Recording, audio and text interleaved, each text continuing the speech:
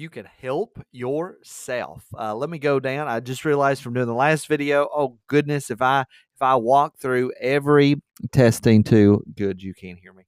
From doing the last video, I just realized, okay, if I walk through every law, talk about the stickiness, uh, then we're going to be doing 25, 30-minute videos if I'm not careful. So I'm gonna look at one law, try to apply it, and I'll give you a little bit more extra thinking about how to think through Deuteronomy and how it's applying the Ten Commandments. So you can help yourself. We're talking about if you're with your neighbor, if you're with somebody and they say, "Oh, help yourself." You come into your neighbor's house. So we'll say today you come to my house and I say, "Oh, help yourself. There's some drinks in there. You can get Coke, you can get water, you can get lemonade. Just go in there and help yourself."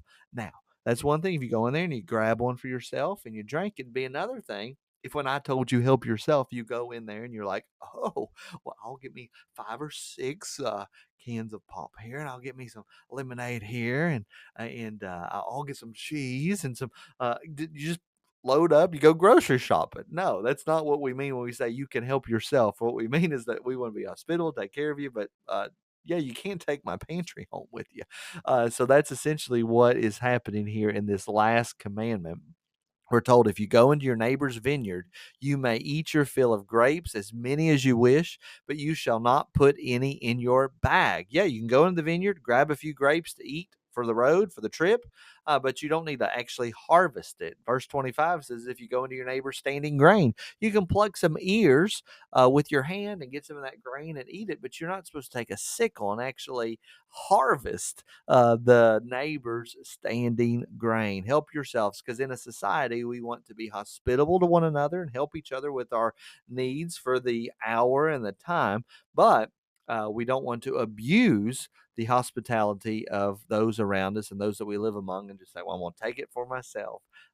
So that's a good principle for us. Now, within this entire chapter, there are things about nocturnal emissions. There are things about crushed testicles. There are things about ways that you're supposed to cover your excrement and go potty. Just different things that the ancient Near East was talking about, and part of that is because of this understanding that organs that were used for creation, for procreation.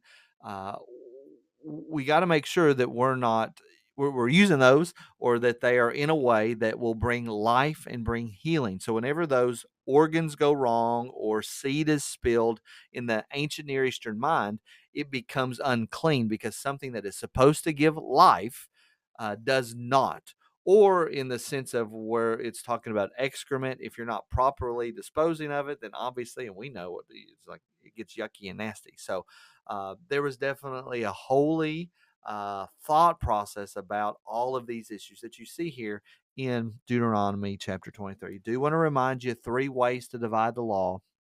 We get this from the Puritans. We get this from the Reformers.